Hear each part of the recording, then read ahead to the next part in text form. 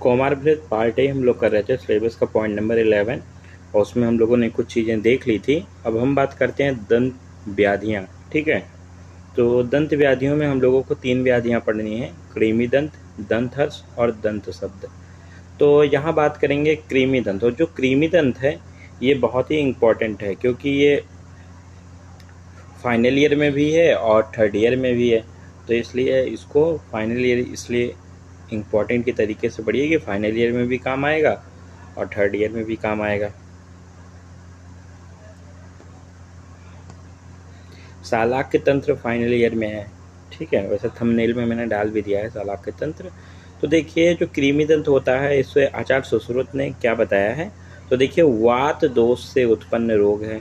ठीक है, अब वात दोष से उत्पन्न है तो वात के कारण क्या होता है, वात के कारण अकारण तीव्र रुजा होने लगती है, और तीव्र रुजा होगी तो शोथ हो जाएगा, और फिर जैसे एक दूसरे से रिलेट करके रखिए, वहाँ रुजा थी, फिर वहाँ पे थोड़ा सा शोथ हुआ, फिर वहाँ से शोथ में स्राव होने लगा, फिर हिलने वाले थे और छिद्र युक्त थे और काले दंत थे।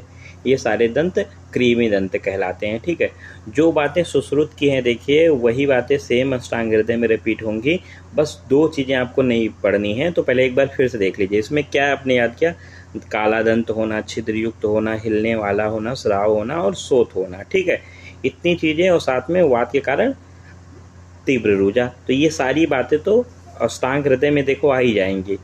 तो देखिए सारी बातें रिपीट होंगी यहाँ पे, तो देखो वही वाली सेम, पहले अकारण तीव्र वेदना होगी और स्वतः शांत हो जाएगी, शोथ हो जाएगा, कृष्णता मतलब वही काला होना, हिलना, ठीक है, कटा हुआ होना, और पूरी तथा रक्तस्राव और लक्षणों से युक्त व्याधि कृमि दंत कहलाता है। तो ये बातें तो सेम ऊपर वाली ही रिपीट हो गई। ठीक है, और देखो यहाँ पे ये भी वात प्रधान दोष ये भी रिपीट हुआ। बस इसमें नया क्या पढ़ा गया, तो नया इतना सा जानना है आपको, दंत तथा दंतमूल का आश्रय लेकर, ठीक है, दंत तथा दंतमूल का आश्रय लेकर जो वहाँ पे वात दोष होता है, वहाँ की मज्जा धातु जो होती है उसको शोषित कर देता है। ठीक है, सुखा देता है, और फिर वहाँ पे सुसुरता छिद्र उत्पन्न हो जाता है, और जो छिद्र होता है उसमें अन्नमल भर जाता है, अन्नमल भरने पर वो सड़ता है, तो वहाँ पे सूक्ष्म कृमियों की उत्पत्ति हो जाती है। तो यहाँ पे बस हम लोगों ने इतना सा नया पढ़ा कि दंत तथा दंतमूल का आश्रय लेकर जो वात दोष होता है वहाँ की मज्जा को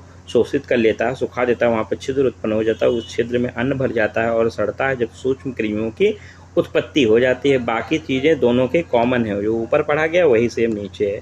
अब देखिए बात करते हैं चिकित्सा की। तो देखिए चिकित्सा में आपको देखो न हिलने वाले दांतों के लिए क्या है, वाग्भट ने बताया है। न हिलने वाले दांतों के लिए तो सबसे पहले स्वेदन करना है, स्वेदन के बाद रक्त मोक्षण करना है, उसके बाद स्निग्ध एवं वातनाशक द्रव्यों से आलेप, गंडूस और नस्य देना है, और साथ में स्निग्ध और वातनाशक आहार भी देना है। यह आचार्य वाग्भट ने बताया है। सुश्रुत ने क्या बताया है, तो भद्र दारू आदि तथा पुनर्नवा आदि गण की औषधियों का लेप करना है। सुश्रुत ने और बताया है हिलने वाले जो दांत होते हैं तो उसमें क्या करना है, तो हिलने वाले दांतों को उखाड़ देना है और खाली स्थान में दग्ध कर देना है। ठीक है, आप देखो वाग्भट ने बताया है सुसुर, सुसुर मतलब जो खोखले दांत होते हैं, खोखले भाग में गुड़ और मोम भर देना है, और भरने के बाद पूर्ण करने में तप्त सलाका से, ठीक है, दग्ध कर देना है, और सप्तपड़ या अर्क छीड़ भरना है वहाँ पे। उससे क्या होगा, कृमि एवं शूल का नाश होता है। अब देखो शास्त्रीय योग और विशिष्ट योग प्रयोग कुछ है। तो शास्त्रीय योग में जैसे लवण तैल हो गया, कपूर धारा हो गया, बृहत आदिक्वात हो गया, काशी साध गुटिका हो गया, और विशिष्ट योग में उष्ण हिंगू से दंत छिद्र का पूरण करना है। तो हम लोगों ने कंप्लीट कर लिया कृमि दंत।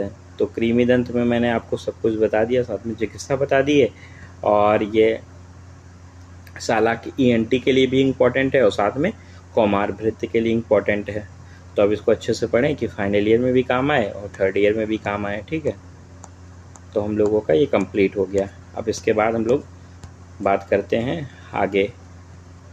तो 3 चीज़ें हम लोगों को पढ़नी थी, कृमि दंत, दंतहर्ष और दंत शब्द। तो अब दंतहर्ष और दंत शब्द करेंगे, और उसके बाद हम लोग दंत रक्षा विधि कर लेंगे। ठीक है।